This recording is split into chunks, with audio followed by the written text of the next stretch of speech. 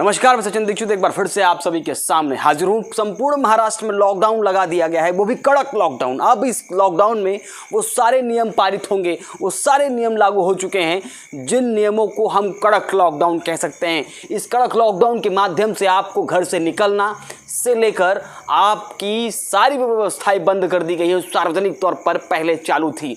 अब इस कड़क लॉकडाउन में अत्यावश्यक सेवा शब्द का प्रयोग कर रहा हूं, यही महत्वपूर्ण रहेगा। बाकी सबको लॉकडाउन रहना पड़ेगा। हालांकि सरकार ने इस पूरी मुहिम को ब्रेक द चेन मुहिम नाम देते हुए जो नियम थे उसे और कड़क कर दिया है। हालांकि इसे कड़क लॉकडाउन का नाम नहीं दिया गया है। इस पूरे विषय पर हम आपको आज बताएंगे कि किस प्रकार से इस लॉकडाउन लगाने की जो नौबत आई है, आखिर ये क्यों आई है। हम आपको बताएंगे कि आखिर क्या क्या गाइडलाइंस सरकार ने जारी किए हैं। हम आपको बताएंगे किस प्रकार के महाराष्ट्र के हालात हैं, और अगर हम सब इन सारे नियमों का पालन नहीं करेंगे तो किस प्रकार महाराष्ट्र में भीषण आपदा और पैदा हो सकती है। जानिए हमारी ये रिपोर्ट। कोरोना संक्रमितों के आंकड़े को बढ़ते देख उद्धव सरकार ने निर्णय लिया था कि आज रात यानी 22 अप्रैल की रात 8 बजे से कोरोना को देखते हुए लॉकडाउन लगाया जाएगा, और 8 बजकर जा चुका है। तो आप देख सकते हैं कि किस तरह से कोरोना पर नियंत्रण पाने के लिए सरकार, सिस्टम और पब्लिक एक लगातार लगी हुई है कि कोरोना पर काबू पाया जा सके।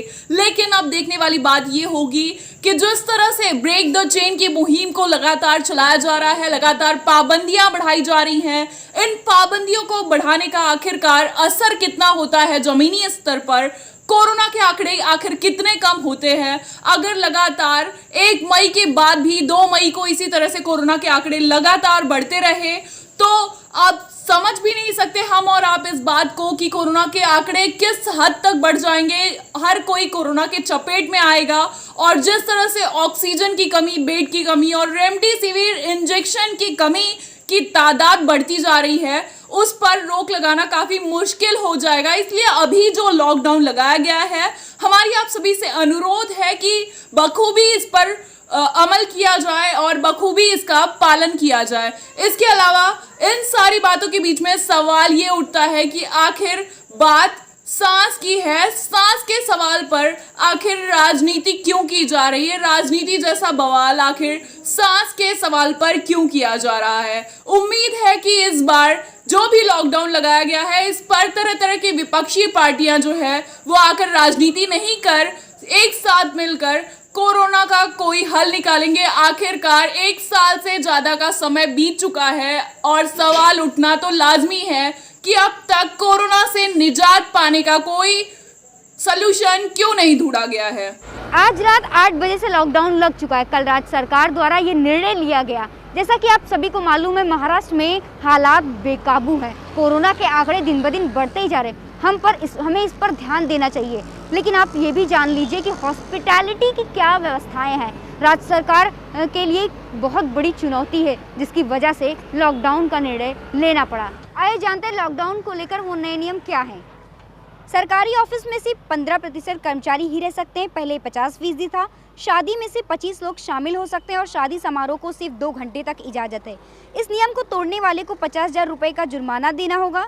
सरकारी बस 50% की क्षमता पर चलेगी। खड़े रहकर सफ़र करने पर रोक लगाया गया है। महाराष्ट्र में अब बिना वैलिड रीजन के एक जिले से दूसरे जिले में यात्रा करने पर कार्रवाई होगा। यात्रा करने के लिए अनुमति लेना होगा। वहीं लोकल ट्रेन में सिर्फ और सिर्फ इमरजेंसी वाले ही जा सकते हैं, जैसे कि डॉक्टर्स, पेशेंट और जो उपचार के लिए जाते हैं। तो ये थे वो सारे नियम जो लॉकडाउन के दौरान राज्य सरकार द्वारा लगाया गया है। इन सभी नियमों को पारित करना सरकार को सिर्फ इसलिए पड़ा कि लगातार जनता से मुख्यमंत्री आह्वान कर रहे थे कि लॉकडाउन के नियम को लागू ना करना पड़े। इसके लिए मास्क, सैनिटाइजर और सोशल डिस्टेंसिंग का पालन करें।